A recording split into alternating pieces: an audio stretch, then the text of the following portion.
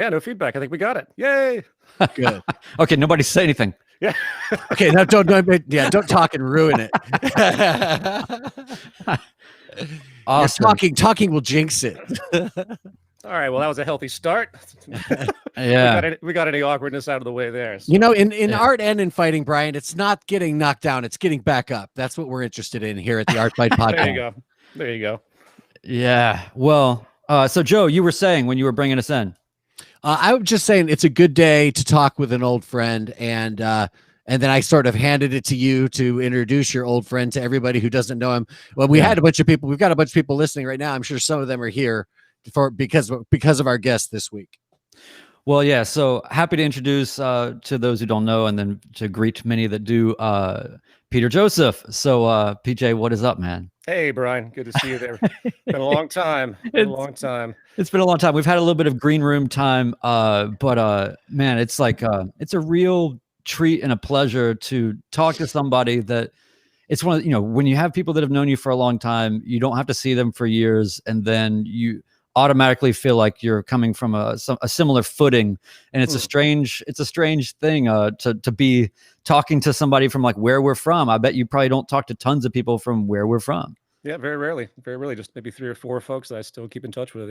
Yeah. And perhaps this podcast will just remind you why you try to like keep that a little separate, like no, but it's a good point though. We all come from the same place, and then the trajectory spread. And your work in the arts I always thought was very impressive. You were never a trained drummer as I was, because I'm official trained drummer. I'm elevated. But I was always impressed by your spooky talents, as I call it, Brian, whether it was photography or video or your drum set playing. And the musical interest I think we both share very in-depthly. In fact, that's kind of where the beginning of all my artistic sensibilities come from. So I appreciate that, man. I mean, well, I think that's actually a cool sort of launch point into sort of creative process, which obviously we talk a lot here, and creative pleasure and pain. But like, so for instance, there's a guy, Cliff. We'll call him Cliff. But there was a Cliff in our hometown who was a fantastic drummer. When I started playing, he had said, he was dating a friend of mine and a friend of ours, and was like, you should take lessons. Okay, fine. And I'd already been playing, a while, like a year or two, and then I took lessons, and he literally just watched me for a couple of minutes and said, I don't know, man, like. He literally was looking for students and said, just keep doing what you're doing. So it was either like this kind of strange, like, I don't want to mess with this kid's raw talent. He's great or something. Or it was like, this is just a mess. I've never, like, this is already too far gone. But yeah, you went down the path of like proper learning. And so I think it's really cool to see, obviously, we've gone in different paths musically from exactly the same starting point with many, many, many of the exact same influences. And maybe that's just one of the fundamental differences. But I know for you, going to art school and getting classically trained in percussion was a real point of beginning for you with all of the filmmaking and otherworldly things you've done since then. Well, you make a good point. First of all, there's an overratedness to being, quote, trained. And I really kind of wish I did not go the classical route. I wish I went more of an improvisatory jazz route, because those that submerge themselves in that tend to have better ears. They have more of a responsive mechanism. Classical music is very intellectual, meaning you study it from a kind of ex post facto, like, oh, let's analyze this piece of music. And then jazz, of course, is all from ear. It's a more of a sensory-based process. And there's more fusion than there was back then. But I think it's actually very positive as a kind of guidance to let people literally flourish on their own, as opposed to being rigidly boxed in and put down this regimented role. I mean, all education on a certain level is a kind of indoctrination, right? I mean, obviously you learn and you want to develop and you induce and you have inference and you do all that, but really you're boxed into a certain kind of sensibility by the conditioning that you experience. So one side of me is very grateful. I mean, I was able to go to that art school from the age of 13, which was shocking. I mean, if I hadn't have done that, I'm sure I would have gone the route of my brother and been kicked out of all the high schools like everybody else that I knew that was in public school, right? So I was very fortunate. And then I went to New York for the university there, the conservatory there, that I dropped out. I had enough of the scene as far as that. But I will say that as far as all the other artistic things I do, I always come back to the musical foundation, because that's where the phrasing is. That's where the structural relationships that I identify with are, particularly in the contemporary classical genre, like from Stockhausen to Xenakis to Ferneyhall to all these more experimental avant-garde folks. And that is when we eventually talk about my film InterReflections. If you really look at that film, it's actually rooted in this avant-garde displacement of the vocabulary that is traditional to film, but gets turned upside down purposefully and satirically, and it deviates in ways that are purposefully annoying. It's improvisatory. So a lot of that musical upsetness that happened in the mid 20th century with those contemporary composers, where they freed the dissonance, Schoenberg, it's all about breaking the molds of the patterns that unfortunately, and fortunately, but I think to a large extent, is unfortunate, because it's all recipe. When you listen to pop music, when you look at films, you look at shows, there's so much recipe, and there's nothing new in any of that. And it's like that old Arthur C. Clarke quote where he says, if anything comes out that you've created that's instantly received well, then it's nothing new. There's nothing challenging about it. So, the blockbusters that we see routinely come through, whether it's music or film, they're, generally speaking, there are exceptions. It's nothing new. And that's kind of my MO when it comes to artistic creation, aside from the social consciousness stuff. So I'm always just looking for new ways to break through and do something different. So cool. Joe, do you have something? Because I had a quick thought. No, I was waiting with anxious thoughts to hear your next word, Brian. Yes, thank you. Now, so I guess what I'm thinking is, there's something about, obviously what you're talking about is essentially language and how to work in different languages and how to look at what's been done perhaps in a postmodern sense, or whatever, with all these different methods of communication and organizing information or thoughts. There's some order or some concept to that. I wonder, how do you negotiate? Because we both had this problem in our lives where we enjoy things that are probably more complex than what we really should be into for our own good. We were suckers for wormholes, and we will go down them and never come back. And it's a beautiful thing, but at the same time, do you ever just sort of look back sometimes and go, man, like, what if I, kept it simpler? Or what if I just didn't put so much energy into, because especially as drummers, right? The first order of business is like, how much shit can I do at one time? And how much independence of my limbs can I accomplish? And it's sort of a sport / music / self-absorbed / just really loud, whatever. I don't know. It's a whole bunch of things especially when you're just getting started. And you're an insanely good drummer, and were from the get-go, and came out, but it wasn't like you. And here's the funny thing: it's kind of like you went straight from rudiments or something to, oh, he's got like a 30-piece drum kit and he's murdering them perfectly. Minimalism has its place. I think it's also a useful, but it's not here. It's over there. Right. Everything I've always done, to a great fault, has been far too large. That's just, unfortunately, a gravitation. I don't think it's rooted in any kind of arrogance or megalomania. I just like big ideas. I like big projects. My first film, Zeitgeist, was actually a 2-hour performance piece that I literally played percussion for. And that one really did anything like that. I'd have spent forever writing this thing out, composing all the music. It wasn't just a little documentary. I literally started a movement that wants to change the fucking world. I'm like, this is just who I am, right? That's just, right. Everything I do, big media festivals, or at least I used to, like these 12-hour-long things in LA. Everything is just grand in my mind. And even my current artistic interests, for what I want to do, in terms of getting back to some musical place, which we could talk about as well. I have some ideas to just try to preserve my root artistic integrity. I have a Zappa style band that I'm trying to piece together, but it's always large. I want to do full, like, hour-and-a-half long concept pieces. So I just like the ambition of it. But of course, we grew up with people like Neil Peart and Terry Bozzio, and the impression of that kind of grand sense of execution, I think, had a big impression on me. But I do say that, the minimalism, that overambition can be very destructive as an artist, because you're always pushing yourself past what I think you can accomplish. Many people can accomplish. That was my problem. I recorded in 2002 a J.S. Bach album on marimba. I remember that. Many of those pieces have never been recorded before or after, because they're ridiculously difficult. And I spent years and years learning this music. And I never was really satisfied with it, because I always pushed too far. And I think that's something that in our maturity, we learn that there is a point where if you go too far, if you get too ambitious, you're just going to kill your confidence. You're not going to really satisfy a true execution.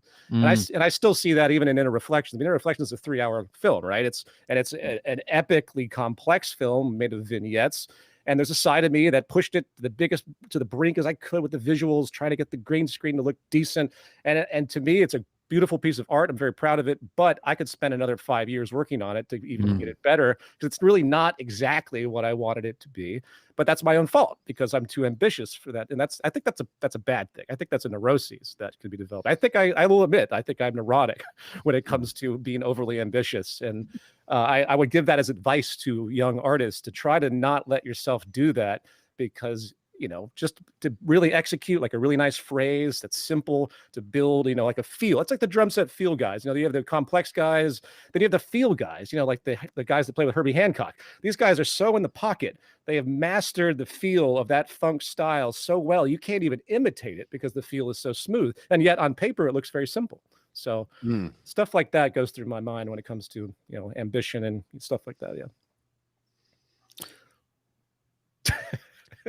Brian, today I thought of an idea for a T-shirt. I'm just waiting for you, Joe. Jesus Christ. I'm going to make a T-shirt that says Funk Lloyd Wright. Oh, nice. But that's what you're talking about. Talk about the funk. Well, I mean, Joe, back to you, Brian. Well, Joe, you play saxophone. I just found out for whatever reason. I didn't know that was your first instrument. And I got it to the guy. The guy's got it right now. Oh, the guy's got it. The guy's got it. He's fixing it.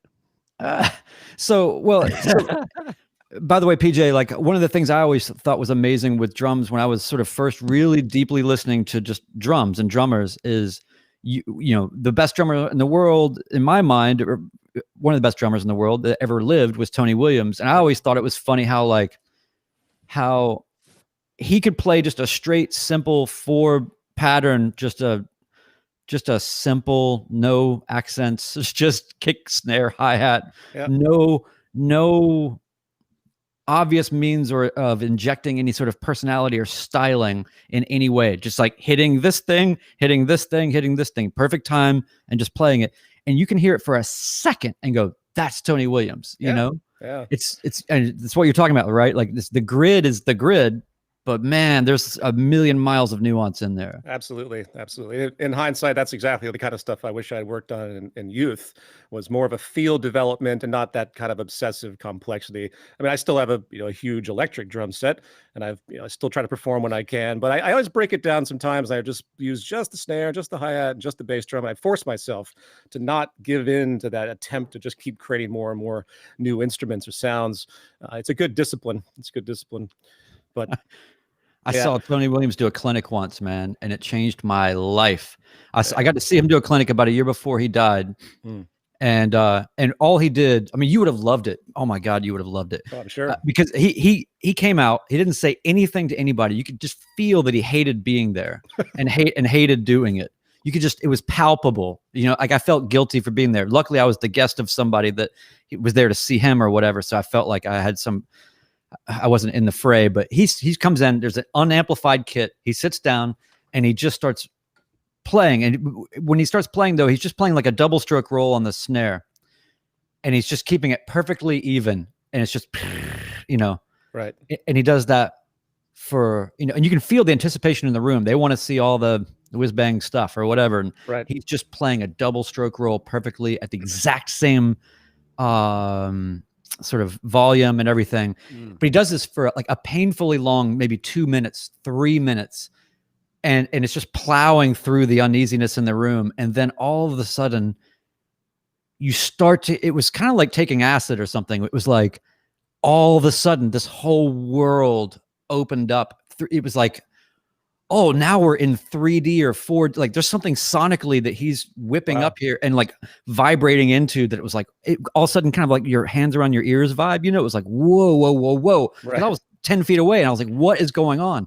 And then he started playing with the, the dynamics of it slowly, and then brought it all out and then played all this kind of, he was known especially for doing a lot of this melodic stuff on the toms and, and so he did all of that, did all the things. I remember there was just pieces of wood and just after it was 30 minutes of this, I mean, it was just like a bomb had gone off of genius. Wow. And then he got up and then he was just like,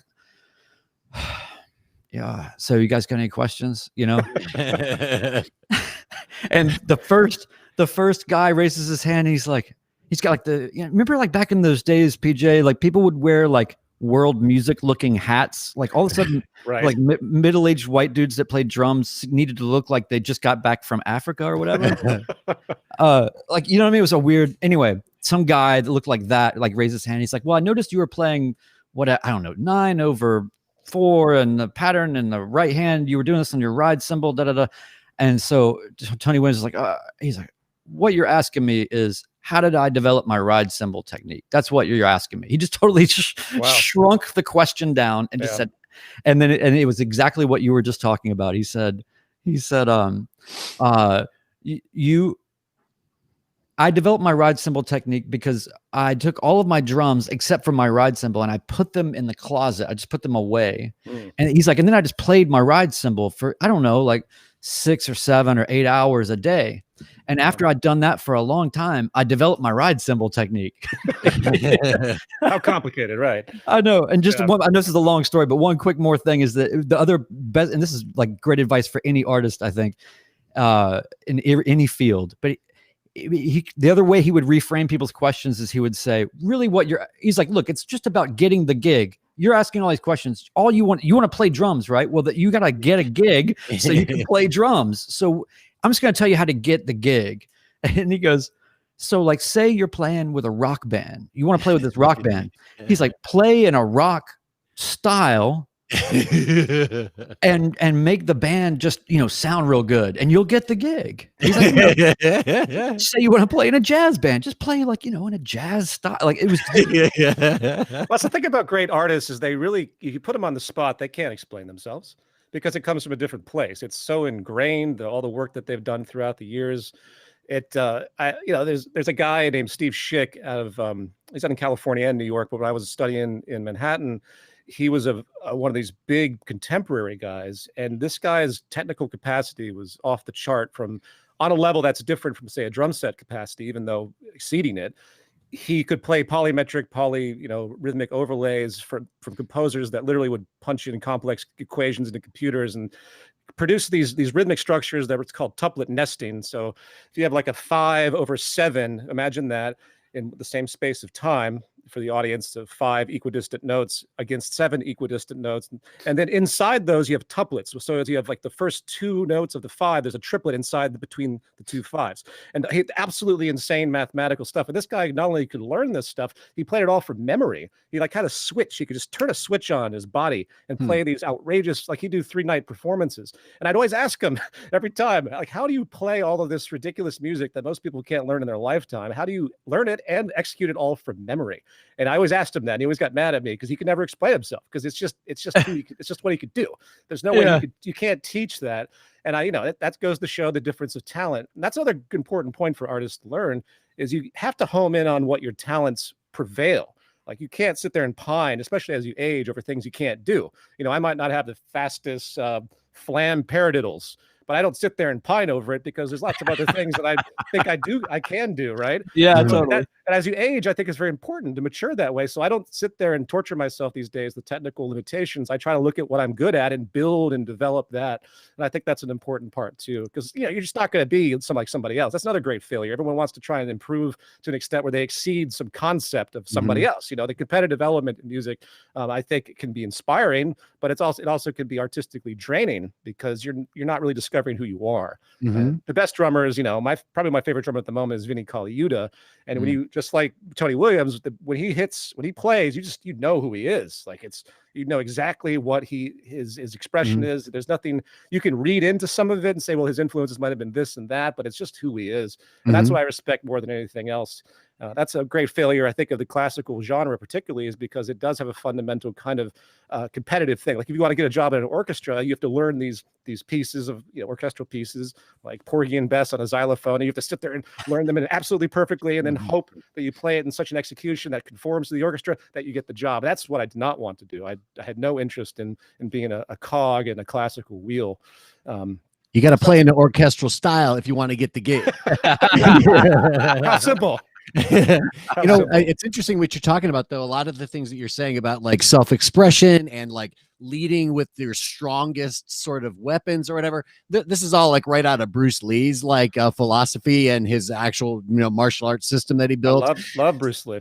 Yeah. And see, that's where this whole, that's why we do this weird niche podcast, because it actually exists, and we've just found all the weirdos who want to hang out there with us for a minute. When we just had a comment from somebody named William Fitzgibbons, who was talking about life asking someone, it's like asking someone, what's the process for putting your shoes on? They'd have to stop and think about it. And that reminded me, thinking about this idea of like, developing a personal style, maybe just with bits and pieces of education and knowledge versus being schooled.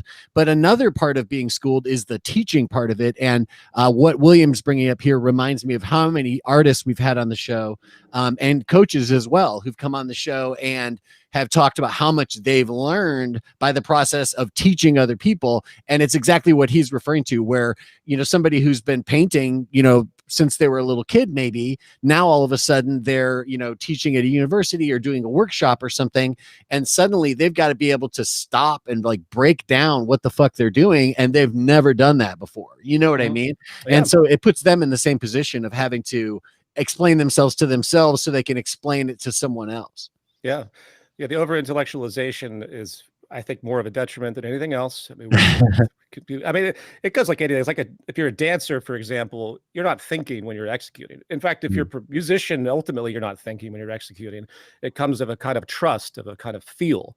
And that's, again, why like John Coltrane and the great jazz guys, they're not only physically able to have this intuition that their actual musicality comes from a place. I think, it's, if you know what you're going to do, it's not going to be new, right? So there's the fact that the jazz guys in the avant-garde particularly were able to create a space where they're able to not only play without thinking, but actually create without thinking, I thought was one of the more critical advents of contemporary artistic development in music. Because if, for me these days, I try to break away from everything that I've been taught. Like when I think about approaching a piece of music, if I'm writing something, I don't want to think about it in terms of the classical structure or notation. I think about it these kind of wave blobs, if that makes any sense. I think about forms. So like think about like listening to a piece of music, instead of like thinking about it as a phrase or this terminology, think about it just like a phrase as a layer of something combined with other layers. This sounds very crude, but it works in my mind. But the whole point is to try and not frame my thought process in any kind of traditional way. And so I'm not thinking necessarily tonally. I'm not thinking necessarily in terms of 4/4 time. I'm trying to just break all of that. And I sing a lot to myself. I just randomly try to. There's a book written by a guy you guys might like this actually, because it relates to a lot of physical things. Could even relate to martial arts. It's called Effortless Mastery. And I can't remember the guy's name right now, but anyone can find this book. It's very minimalistic and a little woo-woo at times, but he did one thing in the book that I thought was brilliant. He's a pianist, by the way. And he said that when he was in college, he got so stressed out he was a Juilliard, and he got so stressed out by not being good enough that he literally couldn't play anymore. Like it paralyzed him. He felt so inferior and so stressed. And, he said he listened to music and he couldn't even appreciate it because he kept thinking about their technique and how much better they were than him and all of that. So what he does, the first thing he does when he goes up to his instrument is he hits the most random combination he possibly can. That's really hard. That's really hard to do. I challenge anybody that plays an instrument to go up to it, and it could be as free as possible and rapidly strike as many notes as you possibly can on a marimba, on a drum set, because your brain wants to put it into a box. Your brain's always going to want to find something it's familiar with. And I do that every time now. I just try to hit anything random without any consciousness, nothing.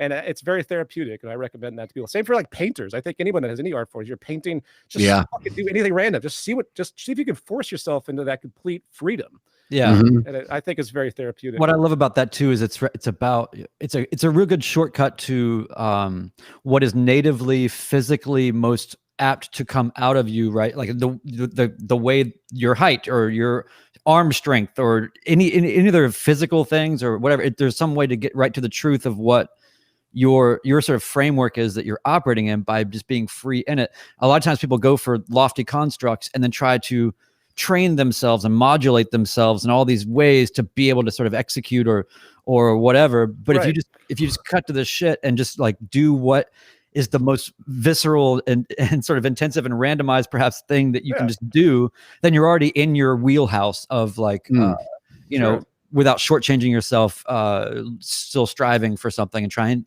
to eventually organize it or whatever. Right. And well, one quick little sort of page turn.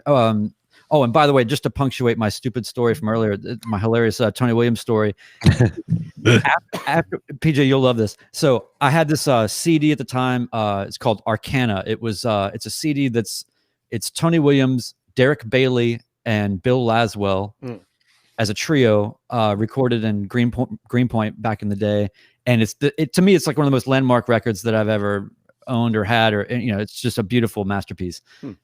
Mostly improvisational and certainly nothing like what Tony Williams would normally be doing. But anyway, I was there. I never ever asked for autographs. I've only asked for autographs twice in my life, and this was one of them. And so I was going to get Tony Williams to sign it. And so I'm like, hey man, you know, do you mind signing this for me? He's like, oh sure, okay. And then he was like, what is this? I was like, it's a record that you're on with you know, Bill Laswell, Derek Bailey. He's like, really? He's like, oh, all right, you know, and signed it kind of just like, I'll take your word for it kind of vibe, you know, because it had like all this, like, it wasn't like the cover wasn't, it was some imagery, it wasn't, you know, names or whatever. And so he was just sort of like, okay, his photograph. It was almost to the point where he was like, this dude kind of thinks that I played on this record. It's probably some other Tony Williams. I don't know, you know.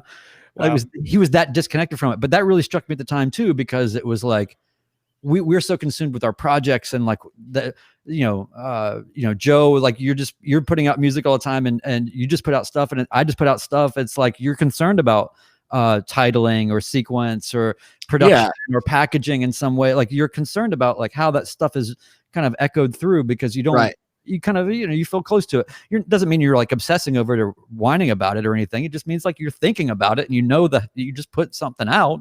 Right. You know, yeah. It's strange to just be so just prolific and just a meteor going forward in space at such a high creative intensity that you actually shed all of that shit. Right. Yeah. Yeah. Yeah. And you're like, oh, I did that. Okay, cool. I don't even remember. Well, that's the genre at that time, particularly. You know, that the discography is outrageous when it comes to someone like Tony Williams. I mean, it wouldn't surprise me that he completely forgot. You know, I mean, didn't Miles Davis like force out like 9 albums in like 2 years or something to get out of one of his contracts just because he wanted to go to Columbia? Like, it's just it's interesting as a genre point how incredible that period of time was with those players. Another thing, before I forget, one of my biggest influences, which I think carries consiliently, so to speak, meaning the lumping together of things, how, you know, you can derive knowledge from one thing and apply it to something else. And I think the science and the arts do that very, very extensively. Is work by Yannis Xenakis. I don't know if either one of you are familiar with this composer. Xenakis was really famous in the percussion community when I was growing up in school, because he was one of the first to really compose for percussion, because most percussion composition at that time was modern, because no one thought percussion was really an instrument, an array that where you approach as a solo instrument or as an ensemble instrument. You never had, you know, in the classical world, the percussionist just sat there hitting the triangle every 45 minutes.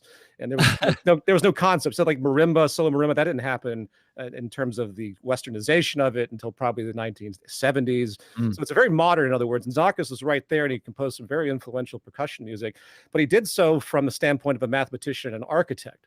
And he wrote his thesis called Arts, Science, Alloys, which was a very simple book, actually, people can find. I recommend any artist read it. It's him being interviewed by Oliver Messiaen and all these huge composers of the New York tradition, drilling him on his style, which was applying mathematics and architecture to music, and not just figuratively, where you're just sort of like thinking, oh, this is kind of architectural in its sound. He literally composed, you know, differential equations, and he'd orchestrated all of this insane kind of visual representation. He literally built the first computer that converted visual design into sound in the 1950s. I did a little talk on this guy a couple of years back at a media festival I held, called just that, Art, Science, Alloys. If anyone wants to check it out, it's on YouTube for free. But that idea of bridging of the arts and the sciences, or any kind of seemingly secondary notion to influence or to in fact create art in another area, consilience, is really important because it opens up doors that you could never expect. So with Xenakis's music, I mean, he was the anti-musician. Everyone hated this idea. Oh, he's going to compose calculations and turn it into music. That's not musical. But yet what he actually output and his theories behind it were incredible. Like the oral nature was so consistent, and he has such a unique style in the way he approached it. All of his music, it truly stood the test of time. And now he's actually very much regarded and respected as an actual composer, which he wasn't in the past. So that's really important to me, because I guess I said earlier, if you know what you're going to do, then you're just going to keep doing the same thing. I mean, that very fact that you can combine all these other aesthetic concepts, for example, in Xenakis's world, even though he used stochastic equations, meaning these sort of random generation equations, things that like fractal generation equations, stuff like that. He had a theory behind it because he lost his eye in war after a shell went off when he was in a cafe during, I believe, the First World War. No, I'm sorry. It was a war in the East, in the Soviet East. I'm sorry, I can't remember the exact where it was, but it wasn't the World War. But he had a very visceral experience with the violence of that, and that was very much embraced in his music if you listen to it. And he was able to manifest it through his architectural and mathematical conceptions. So it's actually ingrained in that. So it's not only the life experience, like in fact in the book he writes about how he's witnessing a march, and the march turns into chaos, and suddenly the police come and they oppress the marchers, violence and guns. And he was able to turn that chaos, that stochasticism, that stochastic property of mass chaos, into equations and mathematical and architectural models, which I thought was just insane. First of all, like, it's hard to explain that to people, but you hear it. You really hear it, I think. And again, he's actually built some of his music too. Like he was an architect. You can go and see some of these, he calls these polytopes, these beautiful architectural things. And he literally would translate them into 2D and create notation structures around them. And if you look at them and then you listen to it, it's actually quite incredible, the similarity in the aesthetic experience. So I recommend him as a general artistic artistic pioneer, one of my most influential ones, Yanis Xenakis, for anyone that wants to check him out. Interesting. You know, I think you make me recall an experience with a Nashville musician that I know named Patrick Dolan. Patrick is a fantastic saxophone player, woodwind player in general, and you probably know him, Brian. Did you ever come across him? He was sort of in that whole scene with Jeff Coffin and all those guys. A younger guy though. He was actually going to get his undergrad at Belmont when I first met him back in the 90s. But at one point in like 2008, I was going to make a record, and Patrick was talking to me about playing on the record. And he came over to like listen to music because his stuff he was mostly into jazz and stuff like that, you know, and hadn't heard a whole lot of, you know, in-depth, like, you know, deep cuts of soul music and things like that necessarily. He was into a lot of R&B though, but so we were listening to all these old records and things at my house, and it was just sort of me trying to give him a sense of, well, this song, maybe we could do horns something like this, or maybe this sound would be good, or whatever. There's all sorts of different ways you can approach these things, and we were looking to find different solutions for different songs. And in a way, it was me saying, like, I know this guy, he's a great guy, and I've known him for years, but we've never really worked together, so let's see if we're simpatico. So at some point, though, the funny thing is you're sitting there listening to music and thinking you're gonna, communicate through music to talk about music. And at some point he looks at my shelf and he sees this little row of Paul Bowles books that I had on my shelf. And Paul Bowles, Bowles, for anybody who doesn't know, who's listening, is sort of a beat generation adjacent author who was like living in Tangier for years, and, you know, writes about his experiences as an expatriate and all this stuff.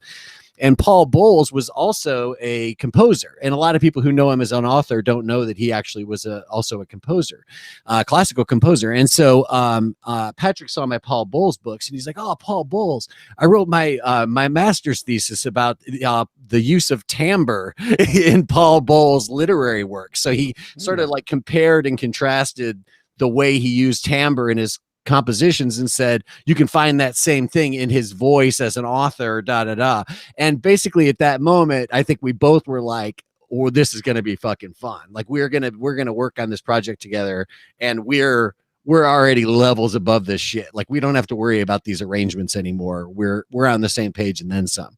And I think that ability to sort of, to mix things together and to stick things together in unique ways, or to look at, one creator through the lens of different bodies of work they've made, or I think that like you're saying, that combining things is really a great way to get to something novel. You know what I mean? This isn't new and that isn't new, but what if we did this? Sure.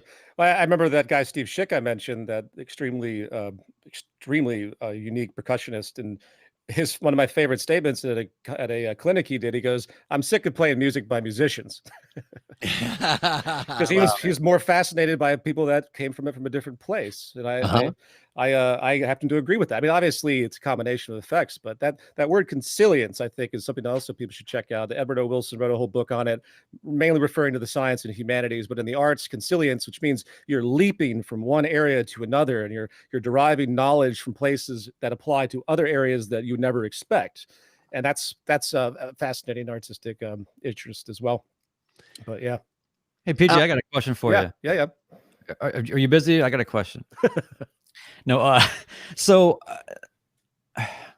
this is a little bit straddling kind of all the worlds that you're sort of addressing in your work. But if you wanted to bring up, for instance, just the idea of anti-intellectualism, and also the sort of the impact of vanity, I suppose, on culture, and maybe ways that you've talked about it more, like sort of the sort of consumerism, worship. I want status. I've learned to value these things, therefore I aspire to these things, irrespective of even my actual moral character. Sometimes it's an instinct, whatever. But I guess if I'm thinking about anti-intellectualism and sort of this vanity, and then I look at sort of zooming back and kind of go, okay, what's happened in the last decade or so with music, with culture, and then obviously in this sort of strange culminating kind of new chapter that we've kind of folded into in the last while, last 6 months or whatever you want to call it, year. I guess I'm just curious from like a creative music kind of perspective. Do you find yourself looking around and saying, I see like the culture right now is showing me all of these sort of outputs and signals that there's some threshold is being overshot here, or even just Instagram culture and influencer culture, and then the way that records are made now, and nobody even does a concept record anymore, or all of those kind of we've had these kind of conversations a million times, and it's an obvious conversation, but I feel like you're gonna have a unique point of view or a way to stitch together sort of the for lack of a better term, the zeitgeist, right? Like the in a literal sense of like what's going on right now in your view, and then if you can sort of articulate maybe how these things sort of run together, maybe systemically or structurally, as you sort of talk about. And then on the flip side of that sort of prism, I'm interested in sort of how you, as an independent human, independent of Zeitgeist and InterReflections and all of the things that you've done or are doing, as just an artist, a point of like turn away, like solitude. This is mine. This is not it doesn't matter about this is the world, right? You're not worried about an audience for it. You're not you're just satiating yourself as a human being in the most primal, basic way, right? You're an artist. So how do you reconcile when you are the purveyor of those ideas, right? So I'm sorry, I'm sort of talking around it enough just to sort of maybe draw enough constellations, but anyway, carry on. Well, thank you for the simple question. Yeah. Well, I think there's three layers to it. You have, first of all, the unfortunate commercial reality where any artist has to produce something that's going to sell if they want to survive based on that. Then you have your personal integrity, right? What you really like, what you really enjoy. And that is fundamentally a narcissistic thing. I mean, that's you like it. That's for your own satisfaction. The execution, the accomplishment. And then there's the purpose in terms of its social relevance, right? So you want to do something that has a positive effect on others. You want to inspire people, or maybe you want to create art that's conceptualized to communicate something important, like I try to do in general, with defines most of the things that I've done, at least over the past 10 years with film and even some musical projects as well. So to me, the worst, though, is the commercialization. I mean, that's the commodification of culture has accelerated. We have lost so much more as time has gone on in terms of what we hold sacred because of commercialization, because everything now has to have a dollar sign on it. Music generally still has its integrity. You still have bands out there doing it, and they do it honestly, but it's increasingly few and far between, I think. You look, and that's why I still kind of resort back to the 60s, 70s period. There's more heart to that. It wasn't the same idea. And you read these stories about these bands that just got completely ripped off by their record labels because they didn't care. They were happy to get fed and play music, but it's changed. And that, I think, is the greatest cultural decline, is the commercialization and commodification of everything. And I think that's needless to say. Most of us are aware of that. There's numerous examples. Obviously, people are looking like Instagram, as you commented. People are becoming commodities. Not only are people promoting things for money, they're literally embracing it. It's like that remember Modern Drummer magazine? Yeah. If you really look at that, it's not really about intellectual drumming and interviews. It's about selling people stuff. So they've half of it's all commercials, and in the middle of it are articles about the equipment that other people are using. Try to get you to buy it because you want to be like, Tony Williams or somebody, because he's talking about an article and he plays a DW drum pedal or something. So it's gotten worse and worse. So people are literally just walking advertisements. I mean, there are literally schemes out there. In fact, I wrote in my prior book, there's a guy at Harvard. He wrote a book called The Moral Limits of Markets. That's what it's called. And it's all a treatment on just the fact that we've gotten worse and worse in terms of putting a price tag on everything. There are kids that get money if they get good grades. There's other examples of advertising guys that, you probably remember this. They wear like logos around. They get paid to walk around as a human logo. That's not as common anymore, but it was prevalent there for a few years. Guys that have Nike tattoos on the back of their head. And that just inches into territory where people lose who they are. They lose what any kind of integrity even is. And I think you see it. And that goes back to the formulaic stuff too. I mean, I'm not a master filmmaker or a master anything. I'm a generalist overall. In fact, since I don't have time to practice that much anymore, I consider music to be more of a generalist issue as well. And I don't mind that. Excuse me, I just lost my train of thought. Yes, so I'm not trying, in other words, to be like the best at anything. I just want to find a way to use my art to convince people of something in a positive way. And I do that walking those lines that you just spoke of. I don't think InterReflections, for example, is going to be very commercially viable. I mean, I think I'm going to recover maybe over a number of years, and I'm definitely rethinking how I'm doing the next one. And I'm going to make some simpler documentaries in the meantime that are going to be more viable, more traditional, to fit that recipe that more people will appreciate, because they have to. I don't want to be waiting tables somewhere. I'm a little too old for that. So I hope that answers your question. I mean, as far as the vanity thing, that feeds right into the consumerism culture. That's, again, look at Instagram, what it's become as that core example, just living advertisements. That's what they become. That's people are becoming iconic into themselves because of the superficiality of it, and it spreads like a disease and a virus. And I could talk at length about that. So, and I'll say one more final thing on that. It's people say, well, that's just a human nature thing. Well, it's not. We commodified life around the Industrial Revolution, as I write in my book. You had to create a consumption society in order to keep the money moving, because surplus was slowly being generated after the Industrial Revolution when mechanization was applied. So you have this huge mass move in Western society, particularly in America, where the National Federation of Industries and about 4 other organizations, they got together and they produced all this new commercial stuff, like TV shows that were all about buying something. I'm sorry, I don't remember the names of some of these, but it's in my book. And they had to foster the interest to manifest people to be infinite consumers, because that's what we've become, because that's what the system requires. We have become agents of a social system that requires everyone to buy and consume. So we are literally embracing that value system disorder. And you see it, the keeping up with the Joneses. I was one of the last, I use this example, I was one of the last to get a cell phone. The only reason I got a cell phone eventually was because I had to be able to engage others that had it in the same degree. Mm-hmm. It's just like now the Apple comes out with a new phone that has a special camera. Oh, the camera's great. And there's gonna be little kids that have their older iPhone. They're like, oh, my camera, my photos don't look as good as my friends. And they're going to literally be motivated to buy the stupid fucking phone just because they want to get the better camera. Yeah. So this is the sickness and the disease of their consumer culture. And it's destroying the planet, and it's destroying human psychology.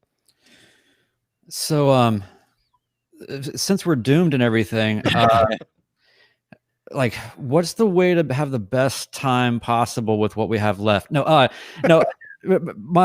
have so many thoughts and so many things I sort of want to echo or sort of push back to you. But basically, I think that the thing that keeps coming back to me is like, when you're looking at to endeavor to create something, you inevitably have to think, or you should, you don't really have to either, I guess, but you want to think about where it's going or why you're doing it on some level, unless you're just one of those sort of kind of Coltrane figures, where you're just sort of a divine energy that's just passing through, Right, but for the rest of us sort of mortals, it's like when I think about us having, coming from the same town, the same culture, the same everything. I mean, I spent a lot of my young years in your house, hanging out. We were all around the same kind of things. And again, you went to this sort of path, and maybe I went this path, and other people went different paths. But for you, it's you're taking on the fate of the world, right? Like as an occupation, you are taking on sort of trying to plant enough seeds to grow, to manifest, or at least provide some sort of option for a parallel sort of interstitial to get us to the next thing, or whatever it is, right? Like you're really thinking about actually the planet and the structures that are here, and you're thinking about the totality of everything as we know it. Whereas in my work, I'm just like, I want to make someone feel wistful, and that's really it. And so, but I do have one point about that, I guess, just to add on to it, is just to say that they're the same thing. And I see it as the same thing. Your path is perhaps a little bit more, you could probably have to read more books and whatnot. But in my case, I feel like if you can do anything to fuel the things in humanity that are what create empathy, or generate emotion or feeling, or the value of recollection or memory or nostalgia or whatever, you're at least in some small way sort of probing the broader energy that we're all in, or whatever, and making people think, or giving people pause, or whatever. And all of those things are really direct contributions to what are the things that are necessary to bring about a lot of the changes that you talk about, that are kind of Herculean to approach, much less understand. People think that this kind of work and focus comes from a place of altruism. It doesn't actually. It comes from a place of contempt. I'm embarrassed by this society. I'm embarrassed that I have to tolerate what is happening. I am empathic. You walk down the street, when I see a homeless, there's literally these homeless villages now in Los Angeles. There's a name for them. They're horrific. They're like these little towns now. They're not like individual tents. They're these like whole little cities that are being developed under bridges. And I'm sympathetic to these people. Obviously, I don't want them to be there, but on a deeper level, it just pisses me off. Yeah. This is what our society is created. This is how absolutely immature and irresponsible our system is. And of course, it's going to get much worse. I mean, there's no positive trajectory whatsoever. There's only one positive trajectory, and that is what's called the more with less ephemeralization phenomenon, which simply means that through science and technology, we've been able to do more and more and more with less and less and less resources and energy. Just like your cell phone has a chip more powerful than the biggest supercomputers of 50 years ago that cost millions of dollars. All that stuff, the exponential Moore's law and all that. That is the ultimate economic trend that can actually solve problems, that can actually get us out of all the negative trajectories that we're in, whether it's climate change and beyond. But we're not harnessing them properly because it's all being used for commercial industry. It's all about business, and the business as usual phenomenon is the grinding mechanism that is going to destroy civilization, as far as I'm concerned. I believe it's important. I'm not kidding. This is all I've thought about. Not all I've thought about, but there's no anyone having kids right now better think twice. That sounds really cynical to say this, but all you have to do is look at the numbers. And yes, I certainly hope that we're going to be able to clean up. We can get carbon capture and take stuff out of the air. Yeah, we can do that. But we're just chasing the problems we're creating, right? Where it's like a donkey that's just shitting all over the place, and we're sitting there with a scooper picking it up over and over again and hoping that the donkey doesn't just spew out diarrhea.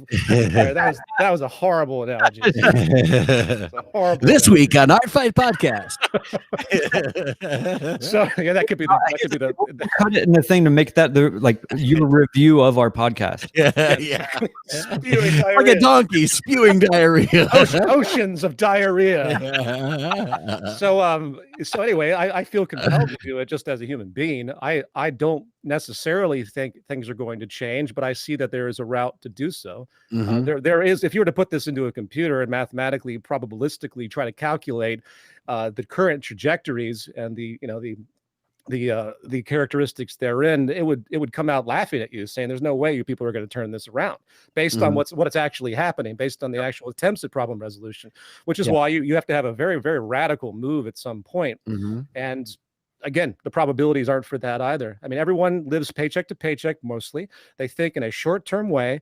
They want to have their little worlds, and they just don't have the time ultimately because they're trapped in debt and they have to take care of their families and beyond and continue their professions. They don't have time to consider, what the next 15, 20 years might turn out to be. It's just, they're locked in. And that's probably the most detrimental trend of what we've done to civilization.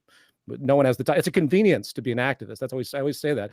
It's a luxury to have the time to think about this kind of stuff. Right. Because no one has the time to do so. And when they do, they go for the most, lowest hanging fruit satisfaction. They pile into a free speech zone and they yell at buildings and hold up signs. It doesn't do a goddamn thing. I mean, maybe in the 60s and 70s, had a little bit more of an impression. No, now it's just catharsis. I mean, look at like Rage Against the Machine. Okay, great. There's a great band. They rock, and they had a social purpose. But really, it's just a catharsis. They're not actually communicating educational things that will progress the world. They're letting people get angry at it. And I really think actually Rage Against the Machine, other bands that do that, and I like the band, obviously. But what they're really doing socially is actually counterproductive.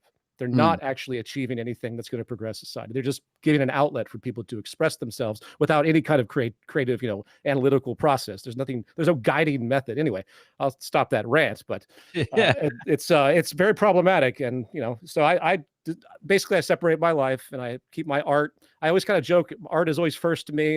That's kind of why InterReflections is an in-your-face artistic work. It's kind of like a big middle finger, in fact, to traditional activist works, because I couldn't make that film without it being that way. That doesn't mean I think it detracts. I think art has that special ability to sneak behind the ego and to sort of create an ambiguous place where people can realize things. That's why it's structured the way it is. There's a lot of vignettes, very abstracted scenes. And they all kind of work on their own level. There's about 35 of them. And I think if someone really sits and absorbs it, they are able to achieve a certain sensibility through art and music that we are familiar with that you wouldn't achieve by reading a book. My book was completely academic, by the way, the New Human Rights Movement. And I translated it into this ridiculous 3-hour, completely avant-garde artistic movie, which I thought was kind of fun too. So, and they go together. So anyone does watch the movie, I do suggest they read the book if they walk away from the movie like, what the hell was that? So, hey, I think, I really, sorry, yeah, please. I was just going to say that I think it's interesting to me that, we just spent this whole show talking about ourselves and the people that we like and the influences we found, and all of these people we've mentioned, including those present here on the screen. It's like, we're all totally into this whole thing of like, I don't really see like a limit around what I'm supposed to do creatively or allowed to do creatively. And that's what these other people thought too. And I think that kind of thinking, I bring this all right around. Get ready for this, guys. So earlier today, looking over some of your work, Peter, I came across some footage of Buckminster Fuller. And Bucky Fuller taught at Black Mountain College in North Carolina. Right. And Black Mountain College in North Carolina was basically like the 2.0 of the Bauhaus movement, right? Oh, yeah. And in my estimation, there's so much that has come up in the last 10 years, let's say, where people have kind of rediscovered what was happening there, and in Black Mountain and Black Mountain College. And to me, when we look at modernism in America, you really had the Bauhaus come to North Carolina, and you had people like, I'm gonna have trouble remembering his name. But you had who was the great abstract painter who went to New York and basically taught the first generation of American, Hans Hoffmann. Goes there, basically lights the fuse on what's gonna become abstract expressionism, which is gonna be like the fucking zenith of this whole thing in terms of the visual art world, and basically sets the tone for the rest of the 20th century in American arts and aesthetics. Now, that said, I think in the 21st century we are going to realize that what was happening with the new Bauhaus in America, that's what's going to inform the 21st century. And that's what's ultimately going to remake our whole understanding of things in a way that goes way beyond an art movement. And I think the difference in what happened there is that, and the reason why it's been a bit of a slower burn, is because what they were talking about was holistic. And people didn't even understand what the fuck that was. Look at abstract expressionism. Look at how individualized that is. It's all about the glory of the wild, painter in terms of like the Jackson Pollock, sort of cliche or whatever. Right. Where what they were doing in Black Mountain was just like, there's a total blurring of art, science, technology, everything. It's all, who knows? It could all be anything. Try it. You know what I mean? Yeah, sure. And with those ideas, I think you ultimately saw people like Buckminster Fuller, who are, combining all these different ideas together to build these designs he's coming up with, that it's like, it's inevitable that he then started thinking in terms of, what could we just house everyone on the planet in these? You know what I mean? And those, so I think those aesthetics lead to solutions that automatically take on that nature. Does it make sense? Absolutely. No, I'm glad you brought up Black Mountain. I had forgotten all about that. It's been years. I know John Cage taught there as well. When I was at School of the Arts, there were some teachers that were still there that actually had taught at Black Mountain too. I'd like to refresh my memory of actually Black Mountain, but I think that goes back to the consilience, the sort of lumping together of different disciplines, scientists like Fuller engaging, experimental people in music. It does have its crossover effect. And obviously, artistic creativity is where scientific innovation eventually comes from anyway. So if we're going to solve problems, you have to have that kind of innovative mind. As people like Einstein always talked about, if you're not creative, obviously you're not going to come up with anything. Engineering is not going to do much for you if you don't have a creative whim. You have to start with that hypothesis, of course. And I think music and the arts is so critical, and probably why, intuitively the states shut that shit down, because they don't want people to be creative. They don't want people to start innovating outside of the current system. So I'm not saying that's a conspiracy, but I think there's an intuition where the arts are not really purposefully, supported. So I think that intuitively it's a threat, because it opens up doors. It allows for experimental thought. And that doesn't work in a society that wants to maintain cohesion. And that's why, ultimately, I think there's a lack of creative development out there, and why the same people just keep producing, even the same engineers, people, these grand scientists. I have a great frustration with the Neil deGrasse Tysons of the world and Mikio Kaku's, because if you really look at what they do, they present themselves, they have their intelligence and their work, but they don't do anything social, nothing of any particular nature. They avoid the social context. The last scientist I know of was Carl Sagan, that really started talking about society from a scientific standpoint, and the importance of course, scientific literacy and all of that. So, so you have the whole kind of intelligentsia of these supposed people that are supposed to be saving things and helping things, even going to like Elon Musk. Okay, Musk, great. He's done a lot of things. Who cares about going to space right now? We can't even take care of ourselves. Why are we going to invest in going to Mars? I mean, unless you believe in the Stephen Hawking's theory that we're going to basically be completely abolished soon enough. So we better get some part of the species off the planet so we can continue our species regeneration. Stephen Hawking literally said that he had no confidence that we were ever going to solve the problems, that we have to get off this planet before we destroy it if we expect the species to continue. So hopefully that won't be the case. But yeah. Hey, PJ. Yeah. Hey, man. I think I know of a singular event in your when we were kids. I think I remembered what it is that might have been one of the sort of catalysts for all of the work and thinking that you've done since. Okay. Here it is. All right. Do you remember the time that I think you had just come home from school or something, and there was a person asleep in your bed? Actually, that went on for a long time. There was a home house. Yep. Yeah, that was a very spooky and kind of sad scenario. Yeah. Right. Yeah. That maybe that was the spark. So yeah, to summarize that story, when I was young, I would come over to my father's house on the weekends, and there would be all this filth in my bed. So of course, my brother was the culprit for everything at that point, along with his friends like you, Brian. And the conclusion was that my brother's friends were sleeping in my bed, and who knows what else was happening. And there was also food disappearing. And my father got really mad because where's all the milk? Because someone's drinking all the milk, God damn it. And Just we like, realized that there was a homeless person that had snuck into the house, knew our schedule, and was sleeping in my room during who knows how long, but he was there for at least months. Like, he just knew the schedule. And yeah, and my father eventually caught him. My father felt really bad for him, kicked him out, of course, into the cold. And I'll never forget, my father read in the paper that someone was found, a homeless guy was found dead in the side of the street. And he felt really bad because, he thought that could have been the same guy, which goes to show, that, the sadness of the society, that we don't take care of each other. But yeah, that was very, it's funny on one side, but it's also sad on another. yeah. But I think that's kind of a heavy, weird thing to have as a kid in your house. Absolutely. Like, wait a minute, that's a reality. Yeah. Yeah. No, I think about that, quite a bit. It's a very unique anecdotal story. And of course, back then, no one locked their doors, which was nuts anyway, because it was a seedy neighborhood to begin with. We just had this strange kind of naivety. And of course, friends were always coming in and out of the house, so it was just sort of like a party house in a way. So I think that guy literally was there for months. I have this faint memory, in fact, of being in a bathroom. Again, I'm like 11, 12 years old or something. And I hear somebody come up the staircase, and I think, well, it's probably my brother or somebody. And I realized that there's something awkward about it. And I remember kind of tucking myself away, waiting for more sounds. And I remember hearing him walk into my brother's room and hitting a chair, as I know the sound of this chair. And then no sound.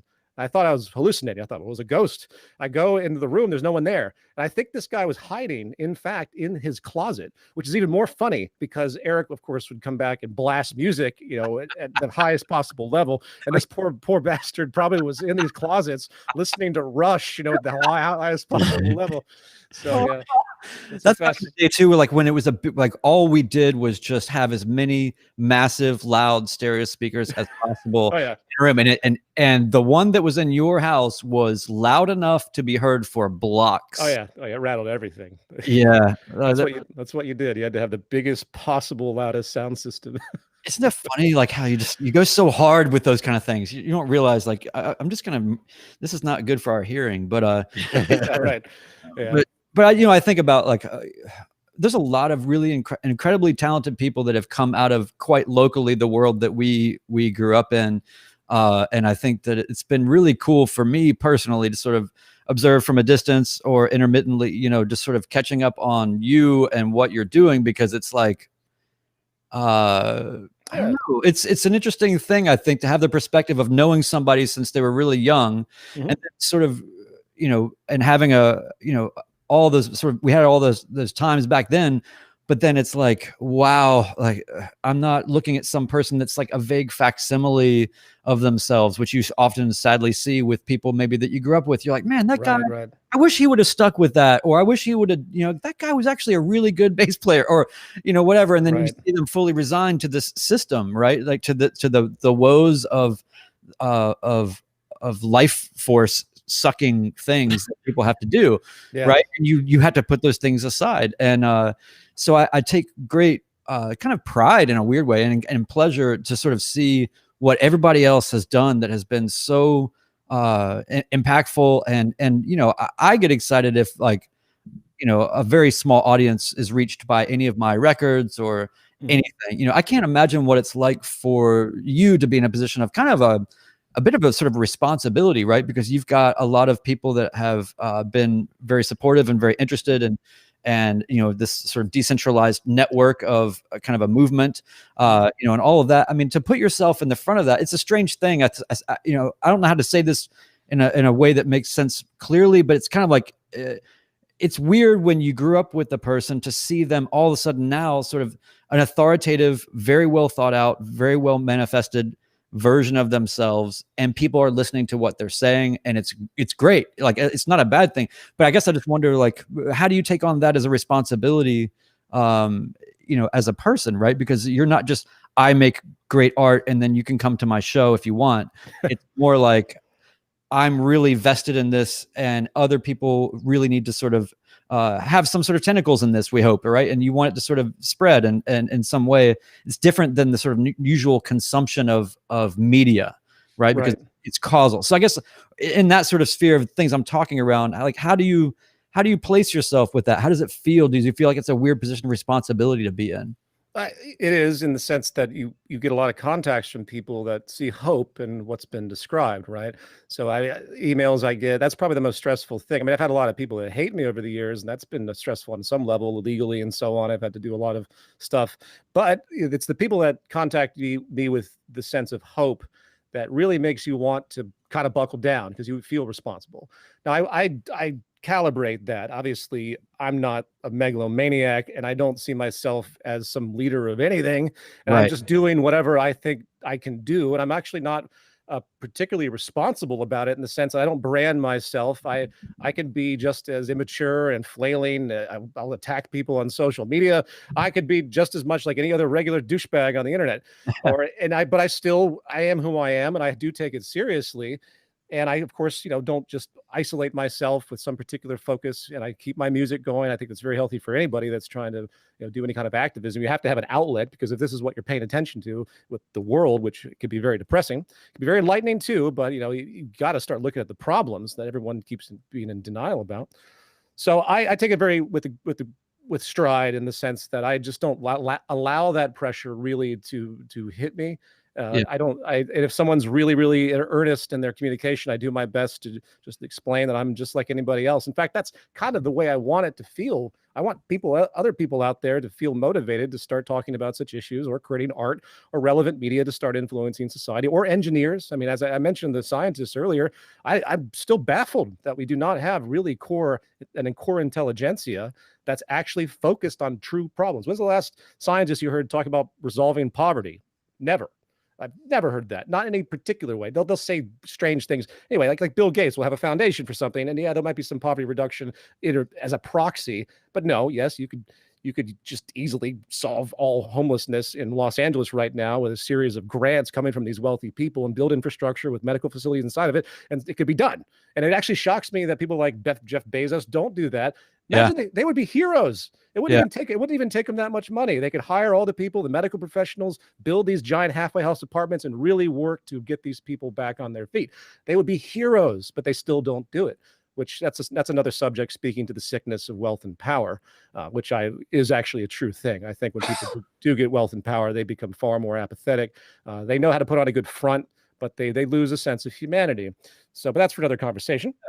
Well, it makes more sense though to just I would rather have a foundation that imparts my philosophical thinking systemically in perpetuity, as opposed to just localized. I have the ability to press a button and make countless, immeasurable amounts of suffering vaporize instantly, and that is not even seductive, right? Like where, you know what I mean? Like, even if it's not their natural tendency or whatever, isn't that still just like the way that you just kind of, I fucked up, man. I accidentally just solved homelessness. I can't wait. And then I woke up the next day, and I won't do it again, but. But to answer your question, I take a completely humbled approach. I don't, whatever degree people consider me a celebrity or whatnot, or a public figure, I don't wear that as a badge whatsoever. And I try to just do what I do on a daily basis. As I've aged, I've gotten more mature, and I've realized, of course, the limitations. I try my best. In fact, as I talk about with George Carlin, I use this phrase, the Carlin level. George Carlin, as many know, he went through an evolution where he had a lot of socially conscious things to say, and had a very activist orientation. Then he finally broke, and then in these cryptic interviews he did years later, he said that he couldn't allow himself to be stressed out by the human condition anymore. And that's when he decided to not give a shit anymore. That's when his entire posture changed in his later comedy, where he actually says to people, like, I don't care about you. I want to see you destroy yourselves. Almost like a reverse psychology mechanism, where he just literally took and I think he did that as a defense mechanism emotionally. And as I've grown and I've been frustrated, I watch my blood pressure rise and all of that. I now actively work to remove my emotionality from most of this, as I encourage other people to do as well. It's easier said than done, but yeah, if that makes sense. Yeah, I wanted to really quick, while we're talking about people like George Carlin and all these other names you've been mentioning while we've been here, I wanted to mention that Effortless Mastery book you mentioned is written by Kenny Werner. Is that sound right? That's and right. then what was the book you mentioned around the subject of consilience? Was it Consilience, the Unity of Knowledge? Well, that's the Edward O. Wilson book, but I was referring to the Xenakis master thesis called Arts Oh, okay. Science Alloys. That's the one that was influential to me in terms of principles of art and theory of art related to music. And is that something people can find and read? I think you could probably find that now for free in a PDF form if you look hard enough. I don't know if they still sell it. If it's probably out of print. I have an old copy of it. I'd be surprised if. This is the I don't think we've mentioned so many books and records in a single episode before, so I just want to keep it straight so people can find these things if they're interested. Hey, are you guys good on time for a little bit, or you want to go a little bit more, or how you doing? I could go a little bit more, sure. Cool, because I have more things I'd like to ask you about. Yeah, sure, man. You're right there. So, all right. I have this weird thing. We have to talk about King Crimson at some point because that's sort of a strange point of commonality that we have, and we have to talk about sort of maybe how we played in bands and things like that. You played in a band that was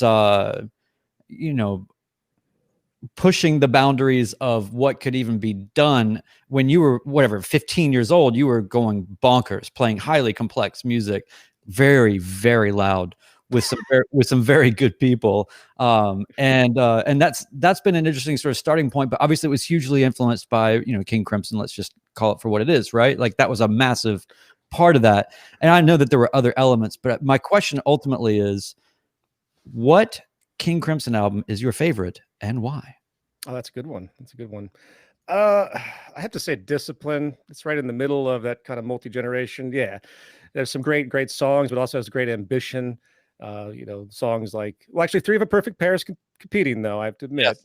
That's that generation. The early stuff, it's hard to bracket Crimson in because it's really multiple bands that, and now it's even a new formation that's going back to their 70s roots, which I saw a little while back, which is pretty incredible. But Crimson came along kind of later generation in that band, though. Dave, Jeff, and I started that band when we were like 11 or 12. Yeah. And I think we finally broke up around the 15-year-old, 16-year-old period, if I remember correctly. But we didn't, Crimson was not actually on the table until later in that generation of the band.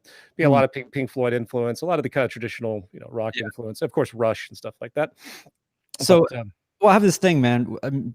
If you said Discipline, and I thought immediately, okay, perfect, because I want to sort of mark that point and then look at the trajectory of a couple other bands and mark kind of what I believe to be the similar point and why I feel like there's a part of every band's trajectory, especially in the sort of prog and whatever world, where I always like the album most that's after whatever their most maybe commercially successful thing was. They're doing a follow-up to, and it's somewhere between striving for continuing their sort of marketability and pleasing the label, but at the same time, it's never going to be what it was, right? So Discipline, I feel like maybe is not exactly that, but it's the fully formed young adult version or adult version of that band, and I think it's the most. I mean, obviously Adrian Belew, right? Like elevates things. But I was watching some live stuff from like 82, 83. And I was just like, this is as good as it could have ever been. And, obviously I'm a real Belew fan, but then I think about like Rush. Signals is my favorite album. Oh, yeah. Discipline's my favorite. It's like, it's a strange point of like having evolved enough to be able to really put songs together with a little bit of experimental sonically, but not going completely off the deep end in one way or the other. And it's confident because it's not trying to dazzle, right? It's not trying to lure and confuse. It's just a more confident assertion, I feel like, and there's something about this. And then Pink Floyd, Animals, is the same, where it's like, it's a masterpiece. Like a weird middle point, and then maybe Zeppelin would be like Presence, where it's like the strange kind of, they were starting to get advanced, but but John Paul Jones hadn't gone off the rails with synthesizers yet, right?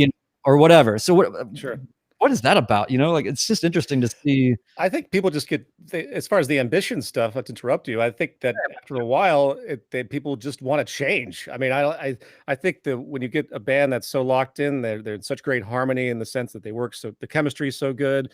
At some point, it's inevitable that it starts to break. And I think that's probably why Crimson's multiple generations are so important. It's almost like Robert Fripp knew when the time was up, and he had to reconfigure, and he had to reconfigure again. That trajectory in terms of music history, I think, is probably one of the more interesting. And going back to the combination of things, like Three of a Perfect Pair, there are songs on there that are that are actually completely abstracted compositions, but in ways that no one prior had ever done. Not like avant-garde, not like free jazz, but like literally like classically conceptualized pieces that are improvisatory, but groundbreaking. No one ever did anything like that. I mean, of course, now you have the whole progressive generation, up to like Tool and Meshuggah, and you get to see all this new trajectory that was born out of effectively that Crimson Foundation, which is, I think, it must be really surreal to be Robert Fripp these days to realize how extensive his influence has. And then you have, of course, Frank Zappa too. And I one of the things I loved about Zappa, which was important artistically, is his layer of satire. Here you got a guy that basically decided to pollute. Not pollute. His sense of humor to me was always difficult in some cases, but the musicality is so insanely strong, and then he overlays it with this ridiculous satire in so many examples. And I actually drew that influence directly when I did InterReflections, because I wanted there to be elements of satire. For example, there's a science fiction layer which gets very absurd, but it's a conversation between two people, and they're having a very serious conversation about two different perspectives of reality. Which is prevailing today, as far as I'm concerned, the Malthusian perspective, and then a progressive perspective that says, yes, we can transcend poverty and all of that. But I entrenched it in a completely absurd satire. And I always had Zappa in the back of my mind when I did that. By the way, this year, Crimson's going on tour with the Zappa band. So that's something to look out for. Yeah. Yeah. For all you Zappa and Crimson fans out there. Tell me what's going on with the Zappa band. Does that have anything to do with Dweezil, or isn't there some kind of like family rivalry or something happening in the Zappa clan right now? I thought that was I thought that was Dweezil. If it's not, I'm mistaken. Maybe it is. Maybe he's not in it all the time. I'm not sure if he's constantly there. I just heard that I think there was some kind of like infighting with the Zappa world, but I don't know what that was. I haven't seen that new documentary about him either. Have you seen that film? I have. Yeah, it's pretty good. It's pretty good. Cool. Yeah, Zappa is just a fascinating artistic character, very full of contradictions, and his whole attitude and the fact that he carried over into the political context is always enjoyable. You just think, what a unique, rare mind. It's too bad he died so young. Mm-hmm. Isn't it strange that, like, we had this whole period of the time in the 80s and the 90s with sort of Tipper Gore and all that? We had this period of time where it became almost normal that we would have like Dee Snider from Twisted Sister on the floor, or Zappa testify. Like, what happened to that? What the hell was going on back then? It's the dawn of the censorship. Some crazy musician in there being like, "Let me tell you what's going on."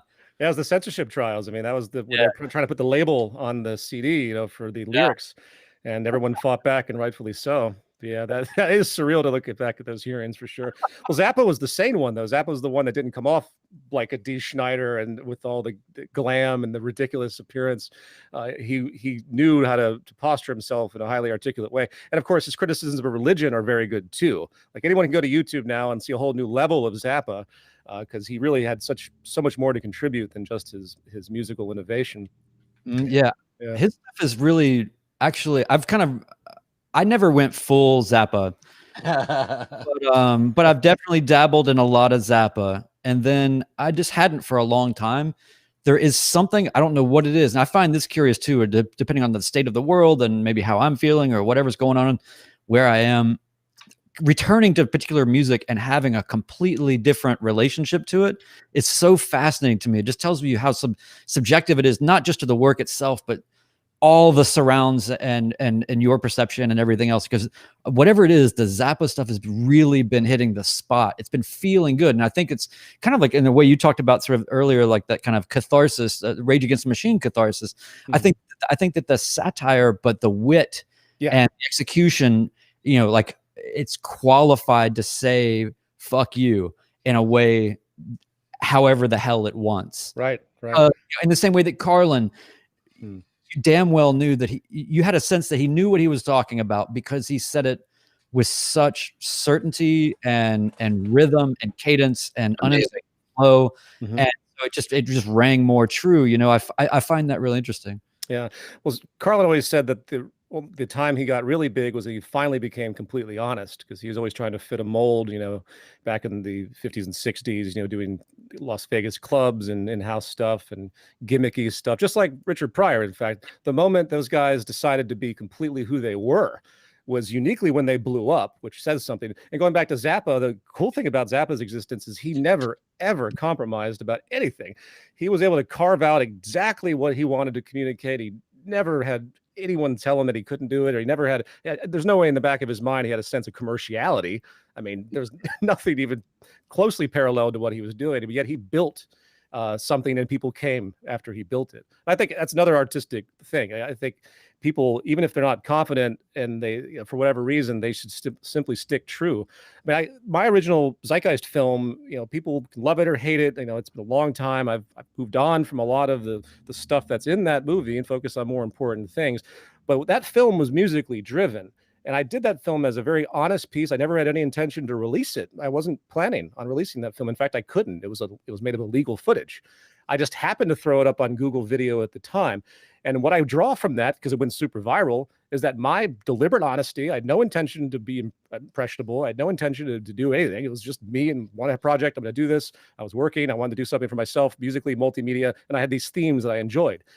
And then it blew up. But that speaks to the innocence and the integrity of being completely and utterly truthful to yourself. And if you're truthful to yourself, other people will sense that, and it'll become sympathetic, and then it takes on a life of its own, as we see with people like Zappa and Pryor and other great artists as well. That's really where they come from.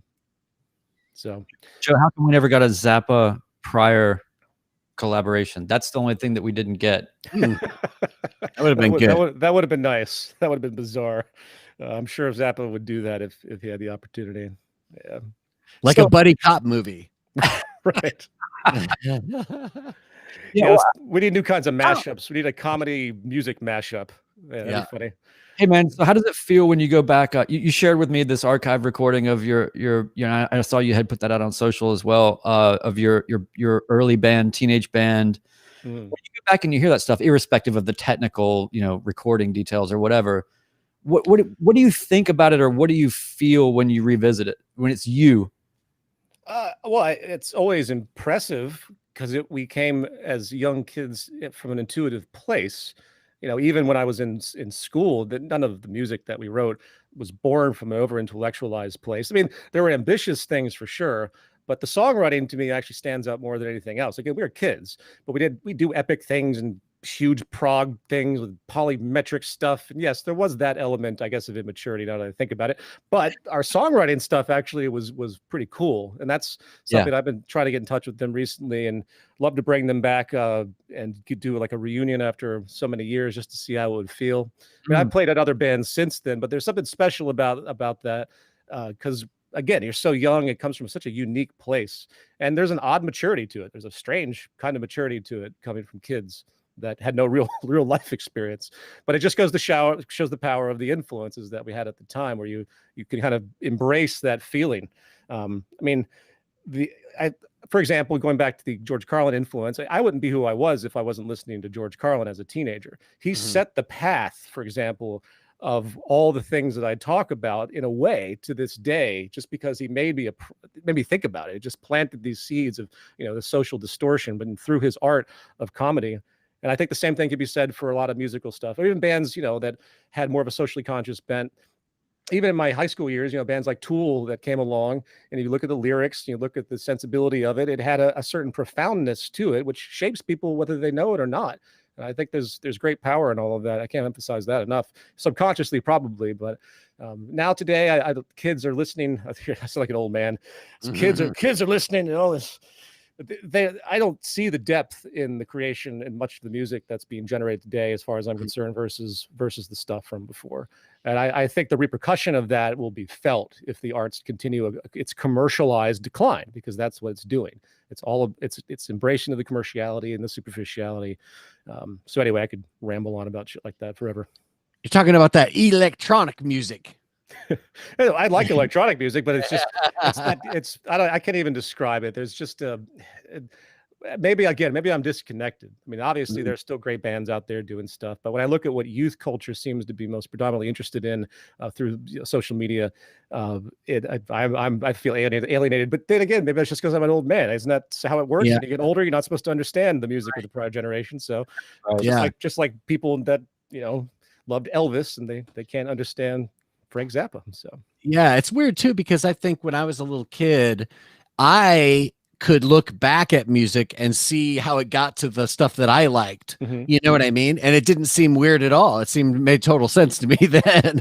But I find myself all the time doing what you just wisely did, which is like, don't go too far down the trail of this is shit what these kids are doing nowadays, because what the fuck do you know? Sure. The perspective thing is real. It can be very difficult to understand how we got there, because that seems, in some cases, now there's other cases too where I'm sure you're finding music that's new music nowadays, that I come across stuff all the time where I'm like, see some young people making some new kind of music, and it's like, that's fucking righteous, man. I love that shit. You know what I mean? So sure. But there's that too. It's just I think it's the world of music has changed so much, really, over the course of our generation. Like, even if you were buying, cassettes and CDs and things like that, you were still going to the record store. You know what I mean? So it hadn't changed that much over our lifetime. And then really it's like this next generation where it's like, like my godson who like grew up online. You know what I mean?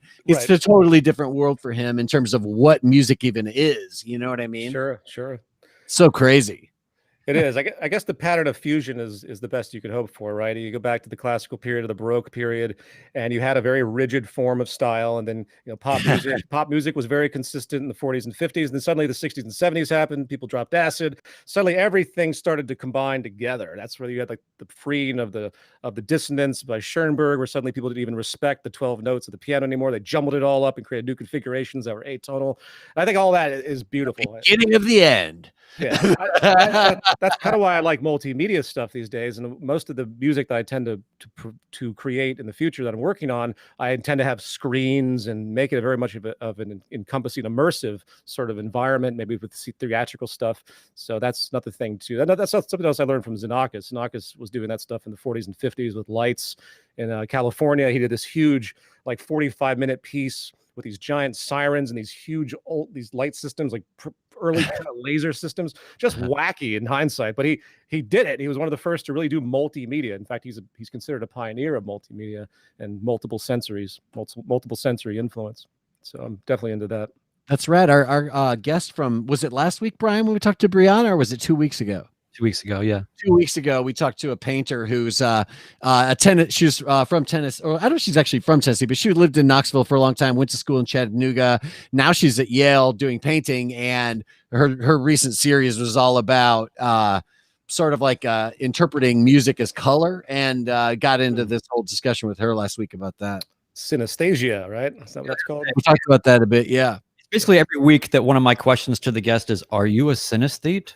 Yeah, starting to happen more and more. But no, I mean, and like, like I said, like we have a wide array of people here. But one of the things I really enjoyed the most in the history of this podcast was when we were talking to Wayne White about the value that he got out of being a short order cook, and it kind of it's like. So the guy that, Wayne White is the guy that, did all of the Pee-wee's Playhouse stuff. And he's a very noted artist and set designer and puppeteer and all this. And, but when you talk about like short order cooking with him, he was just talking about how he took a lot of care, like, sure. What did he call it, Joe? It was something like a make right, or there was some phrase he had about it. Like yeah, it was good. I can't remember either, but yeah, it was sort of about like, right purpose kind of thing, and like, if you're making the burger, make the fucking burger and make it great. Sure. That's a good ethic, right? Yeah. I mean, any menial task, if you really want to put thought into it, becomes an artistic thing, just washing dishes. You can think of all sorts of unique things to consider, and the fluidity of your motion, Yeah. That's the beauty of percussion as well. That's your next YouTube channel idea. Washing dishes meditation. Yeah. Joseph. Well, that speaks again to the beauty of percussion, as I just commented on. Everything is a kind of expression of motions related to percussiveness. So even the most menial task, if you think about it in the execution of a really nice phrase and on a drum set, you can apply that. I think that's a good philosophy. People get frustrated by menial tasks. Obviously, we all have to do them to a degree, but that's the kind of meditation that people should take to that. So yeah, 100%, yeah. I think that's like all of us here have the problem of being pretty decent at a lot of things and then trying to figure out how to negotiate your skill set to get to whatever it is that you actually want to accomplish or do, and figuring out what the balance is of those skills, to use or lean into or whatever. But I do think that one of the things that helps people the most is just, if you just, think about everything as kind of a sacred little act as much as you can. And just, Right. like the way he was talking about it, just sort of like, neatening things a certain way with a particular purpose. And I'm not saying like be OCD and weird or anything. I'm just saying like, hold on, let me straighten all this stuff out. But it's like, Right. it's just about trying to assign meaning in even the most seemingly meaningless ways, right, or times in your experience or time, and I think that's a really huge thing. So we should probably turn the corner on this and get out of here because it's gone long. But I'd love to have you back, man. Obviously, there's a whole more we could talk about, especially because I really want to get into some of the guts of the filmmaking process for you, because one of the things that you've done with InterReflections is really, I mean, the amount of work that it takes I know how hard it is to do what you've done, if that makes sense. Like, it's not just shooting scenes and having good lighting and da da da da. It's like all of the green screen stuff and all of the coordination and the elements and the look, feel, and all of the, I mean, it's bridging somewhere between aesthetic of sort of hyper real and kind of, but also darkly, not darkly, but sort of starkly human. So it's negating, it's navigating those extremes. Maybe you can just, before we go, illuminate a little bit about InterReflections, your process with that, what was good, what sucked, why you would never do it again, all that. Well, the process was absolutely brutal, and if it wasn't for the fact that I had some backing through an Indiegogo campaign where many people contributed, and thankfully so, I probably would have canceled the project once I realized what I had put myself into. Thousands of hours. I mean, people will criticize the movie from a standpoint of complete ignorance because as you just said, they have no fucking clue what it takes to go into to shoot and to process some of this stuff, which is why independent filmmakers that are working on such a low budget, and I don't mean low budget in the sense of Hollywood. Oh, it's a low budget movie. It only costs $12 million. Yeah. No, this is truly low budget. And the labor and development, I will say that the overall approach when I was working it out was more of a stage feel.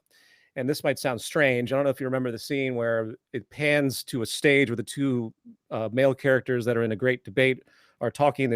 They revert back to the stage a few times. There's a couple different meanings for that, but one of the meanings has to do with the fact that the whole film is a stage. The whole film is designed to be self-aware. It's very meta, which is why it's so self-referential throughout the film as well. It breaks, the fourth wall all the time and stuff like that. But the green screen stuff, I didn't care for it to look real. I wanted it to look stylized and get the embracement of it, but I wanted to, find that sweet spot. But instead of trying to be hyper realistic, which was not going to be possible. And I think that's probably the dangerous line with a film like this, because people are so spoiled. They get to watch a Marvel movie that costs $200 million to make, and they look at something like this, which has the courage to try and do something in a synthetic way, which again, independent filmmakers would never touch that. They would never do that for obvious reasons.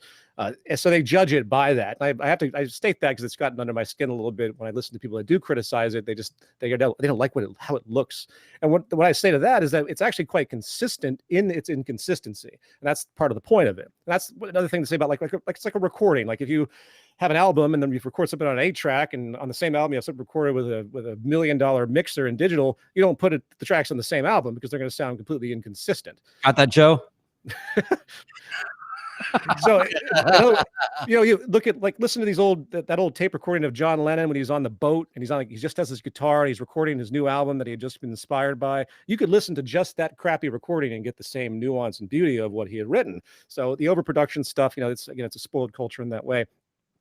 But in terms of the structure of the film and the way I approached it, it's 3 different narratives, and they could even be broken out, which I'm considering doing. It's also a series of vignettes designed strategically for a short attention span world. I designed those vignettes in a way where I can, as I'm doing now, I post these scenes on YouTube to inspire people to watch the entire movie as a part of it, but also because I think the scenes stand on their own. They have value in and of themselves. So it's kind of self-referential in that way too. The movie does not have to be perceived in one total way, but even though it's got the arc of the sci-fi layer, it could be broken up. It could be looked at in many different perspectives. And I think that was important for me. And there's also an improvisatory nature for it as well, which is why there's certain scenes and certain things that happen that don't quite fit into the structure that is mostly uniform. But I wanted that too. I wanted there to feel a great deviation in the experience when people watched it. So that, coupled with the fact that it's based on a book that's completely academic, as I said before, adds intrigue to it.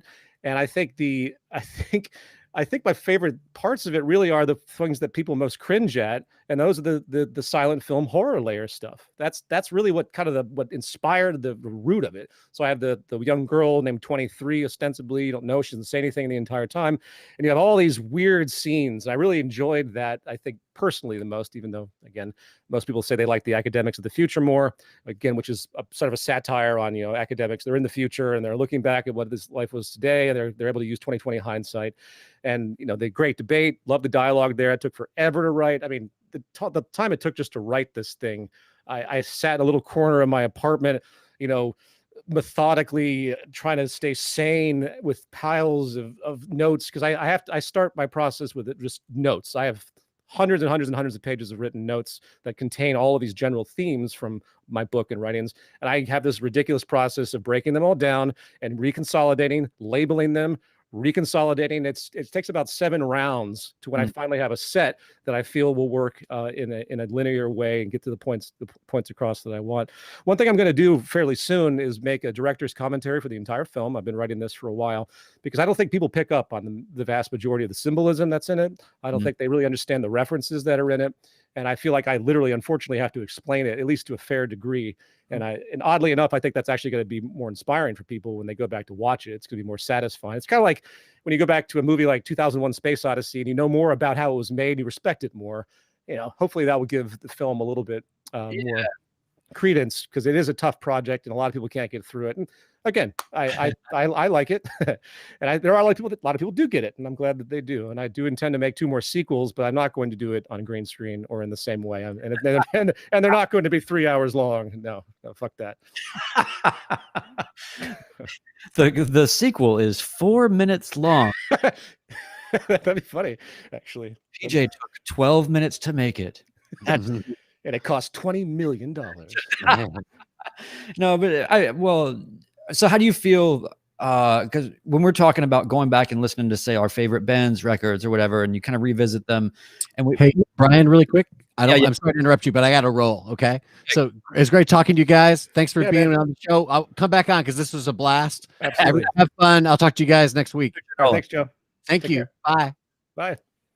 So, real quick, PJ. Hey, what's up? So, when you talk about revisiting past things, I'm curious how you feel when you revisit the first Zeitgeist piece that you made. Because invariably, when I look back at anything, it's very rare that I can look back at something that far back and actually be 100% still good with it, especially because video is a different beast now entirely, right? So, like, how do you feel like when you see that? I mean, not that you go back and watch it every day. I'm just saying, but if you even just think about it. Well, I reprocessed the film recently and had to update a subtitle. So I actually went through that film line by line recently, which was kind of surreal after all this time. And because the film is musically based. I mean, I composed all the music for that film ultimately first. And that music runs front to end. I've never done that since, by the way. I did a lot of music for the sequels, and less for the third one, quite a bit for the second one, but nothing with the same level of inspiration. I think that's really what carries that film and its aesthetic. I mean, think about it. The film starts off with 3.5 minutes of a black screen with a Buddhist guy named Trungpa Rinpoche giving a little speech on spirituality. Now, the fact that that film started with that, would that fly today? Well, I mean, people still watch it. I mean, I still see the reports and the statistics. But it's just engagement scores go like first 6 seconds. Like, I haven't seen like the girl in the thumbnail yet. Right. So there's just a strange power to that movie and its structure, and of course the content is very important. It also has a narrative quality to it that is very much dramatized. And I will admit that there is a drama inherent to the way the narratives are spoken in that film. And people will detest that and they say, well, you're misleading there, or you should provide more evidence for this, or you should have a counter argument to this. Well, it's not a documentary, really. It's an artistic expression, and you don't really see anything much like that. No, I mean, it's one side of me when you look at what's happened with conspiracy culture today in the Trump administration. There are a lot of these themes that are just taken without any rational thoughts, not themes per se in my film, but taken in such a insane Alex Jonesian perverted world that people, I've met people that have basically misinterpreted my film to such a vast degree that they think somehow I am in cahoots or I agree with the outstanding ridiculousness of what we see today. That is frustrating. And I had a Vice interview where they talked about all of that a couple of years back. People could read that interview. I was even contacted by the Rolling Stone not that long ago, and they were asking me to do some kind of YouTube revival interview where they were not revival, YouTube historical retrospective. That's what it was. And I felt like they were trying to bracket me in as some conspiracy theorist because, that's the stigma of that film, naturally. And I realized that they were trying to get me to basically be that guy that had his viral video, but yet he was completely full of shit. So I wrote this long email treatment in response to his questions, explaining what the foundation of this film was and what the purpose was. And they didn't publish any of it, which didn't fit their MO. So I think I got away from that one. But I mean, it's a big stigma, but it's also a big honor that film, which was completely organic in its development, still has the effect that it does. If people get it properly, of course. If they, do you ever feel like you're chasing the Tom Sawyer? You know what I mean? Like this magic thing happened that sort of had me out of the gate in this way that I never really could have ever designed. But now I'm here and I'm continuing, and you've got all the sort of addendum and you've got all the things, right? But do you ever find yourself wondering, like, is there something maybe that I've lost because of just time? And this is what happens, right? When you just when you keep trying at the same thing to try to, and I appreciate, by the way, I want to say this is very important, actually, in all seriousness, I can very much appreciate the struggle that you've been through where you're trying to articulate and communicate concepts and ideas that you feel passionate about and trying to constantly figure out, like, okay, well, let me pull this back. Let me come at it from this angle with this kind of approach. And it's not a disingenuous thing. It's really a testament to the complexity of some of the thought and the feeling and everything that's behind it for you. So I guess I'm just curious about, like, how, when I'm paralleling everything with I'm asking you with my own experience, I suppose, and maybe projecting a little bit, but I sort of think about successes that I had early on that were massive, that could have never been planned ever in a million years. Luck, have no idea. I mean, obviously the material was worthy of whatever that success was at the time, but I could have never architected this result ever. Right. And, and then later on, I feel like I've been doing the same thing with the same fervor, not the same style or thing, but I've been evolving the same me down the line for 20 years since then. Like, how strange it is that there's these moments of sort of connectivity with the sphere or whatever's out there, the ether. And then, so I guess I'm just curious about that with you. The convergence of time, none of us can predict what is going to spark something, especially if it's, I mean, there are probably recipes in the mainstream that they know what they're doing and they promote it just enough and they can spend millions of dollars in marketing and they're going to get a result that, a pop artist or a major film or TV show will get a statistically consistent result. But it doesn't necessarily mean it's groundbreaking and doesn't necessarily mean it actually, sparks something new. And I think Zeitgeist was one of those examples. Absolutely. I could never repeat anything like that, nor would I try. I don't think that InterReflections is literally another level of that. I know that it's not digestible for a lot of people. But then again, I didn't know that, Zeitgeist would be such a hit in that sense, in the sense of, so many people instantly liking it, which was the case. Yeah. So I stand behind, as I said before, the integrity of it all. Like, I don't know what's going to happen, but I'm not going to allow commerciality to really influence it. I'm not going to let necessarily social pressures influence it. And I stay true to, what I think works or what I think needs to be presented. Yeah, that's the best you can hope for. But I completely understand what you're saying. I've thought about that. I've said to myself, well, what if I just kind of restructured what I did before? Maybe I could achieve more popularity and reinvigorate some things. But I think that's the mistake. It's like listening to a band that tries to do that. You can see right through it. Yeah. It's like I believe it or not, I did a video for Black Sabbath. I don't know if you're aware. Yeah, and it was bizarre because they used all this old footage from the Zeitgeist film trilogy, which looked horrible, but that's what they wanted. Yeah. But that was a unique case because they had Rick Rubin with Ozzy back in the band, and you can hear they're trying to recreate the original Sabbath sound. You can hear the contrivance, but I have to give him credit because it actually pulls off. Some of those tracks actually do kick some serious ass in the traditional Sabbath way, but you still have that, attempt to recreate something that once was. And I think that's generally dangerous. So I try to stay away from that. Yeah, I suppose as a producer, you're faced with some interesting questions if you're taking that project on, because you're sort of like, you're probably torn between wanting to really just kind of start something anew from where everybody is right now. But in this case of maybe Black Sabbath, you're like, these people are a little unwieldy by nature. And so maybe what we need to do is just get everybody back to like common, mutually understood ground and approach to then begin with, like, where do we leave off? Okay, this is the last thing we all remember from the same time and place when we were doing this. And then, you probably have to reassimilate in some strange way as a producer. I would imagine it's a challenge to sort of go between that. I mean, every band we've ever loved too, like you think about Rush, whatever, I remember when I was young and, Rush records were coming out in the 80s, and it was always like the next one's going to be like their return to their right. rock roots. And I was too blind at the time, too young, 15, 12 years old, whatever, 11, where I was like, no, don't go back, like go forward. And they always did. Right. They always did, right. I find it so funny that, and people don't realize this, that are younger than maybe 35, but it's like, there was a huge, okay, we have like the Cold War, okay, big deal. And then there was synthesizers versus electric guitar in popular music. There was this embattlement in every magazine, everything was about like, guitar versus synth kind of thing. And the guitar player would say like synths suck because of this. And then like people would say guitars suck because of this. And they were competing for the same space in music and in sort of the marketplace of viability of instrument or whatever. It was a very strange thing, but this went on for years. Yeah.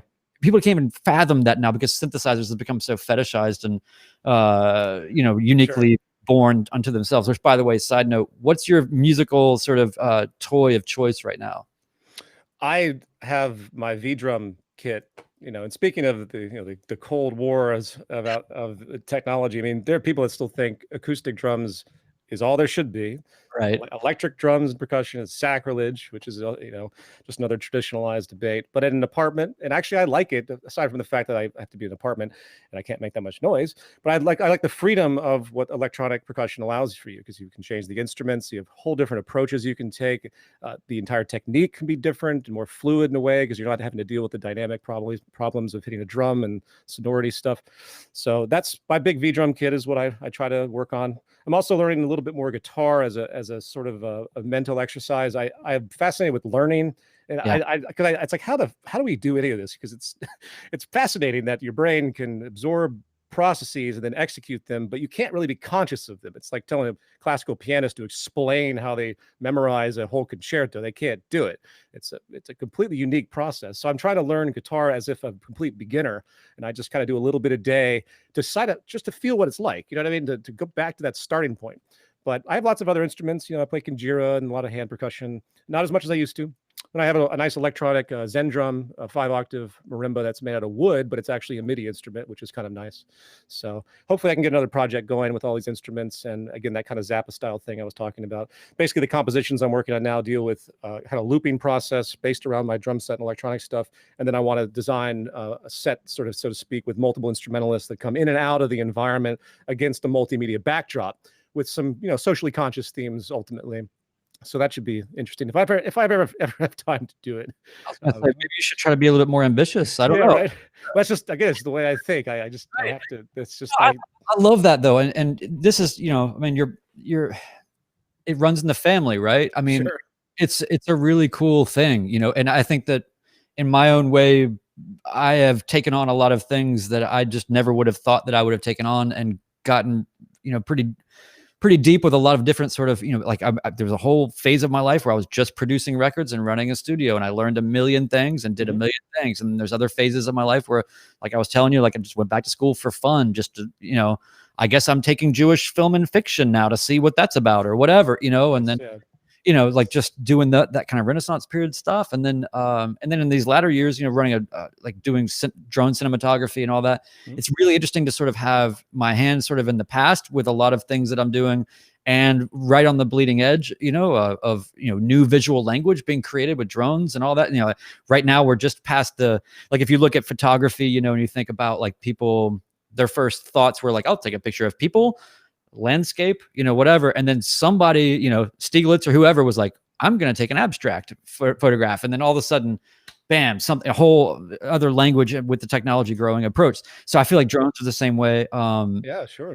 It's been a really interesting sort of thing to come out of. I feel like where we came from provided us a strange amount of motivation. Have you ever really thought about that? Like, we were all really hungry to do a lot, and we were all pushing the boundaries and doing very ambitious things that most of our friends or kids were not trying to do. I mean, me and your brother running a magazine, and whatever, all these things that are like, we didn't have computers, we didn't even know what the rest of the world was doing or was up to. We just did stuff, right? Yeah. Exactly. No, the ambition. Yeah, the Necromancer magazine, of course, and that's archived online now, from what I understand. Yeah, you guys were only like 14 or something. That's you're inspired, basically. And I think that's the loss when kids are growing up, if they don't have inspiration. My brother was very inspiring with his musical interest that carried over to me. Then I was lucky, as I said, to get involved in a conservatory environment at a very young age. So that trajectory, it was very fortunate.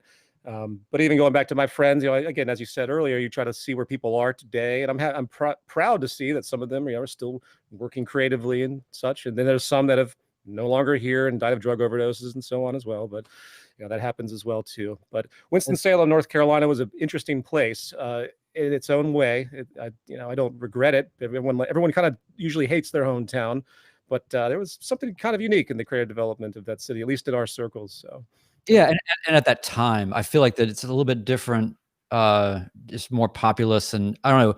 We had to find our own way. We had to, we're the last of the analog humans, where you had to like go up the street to figure out what was going on tonight and figure out how to get. I don't know. Just everything was so loose and experiential, and we got to enjoy a lot of the minutia of the in-between space of life. Like, I'm not sure if we're going to find the party tonight, or I'm not, like, there was no, we were drinking from uncertainty at all times with all things, and just taking wild stabs at like what we, I got this, I stole this book from the library because I didn't have a card, but I figured this out. It was like that kind of thing.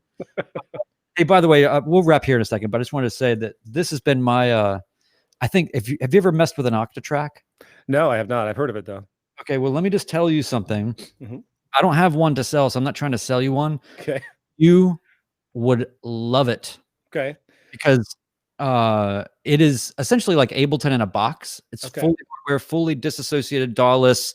You can just do your own thing. But basically, it's a performance sampler.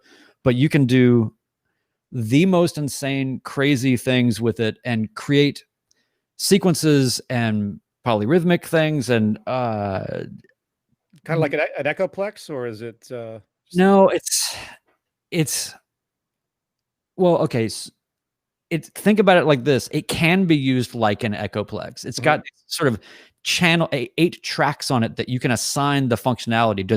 Is it just going through to another thing? Is it being sampled and looped and played back? Am I just automating, like capturing the first 16 beats of every second thing to pull over here and then resample and then trigger here, like, that kind of stuff. But you can do a lot of like, you can create sequences that are full compositions, but you can also just create parts.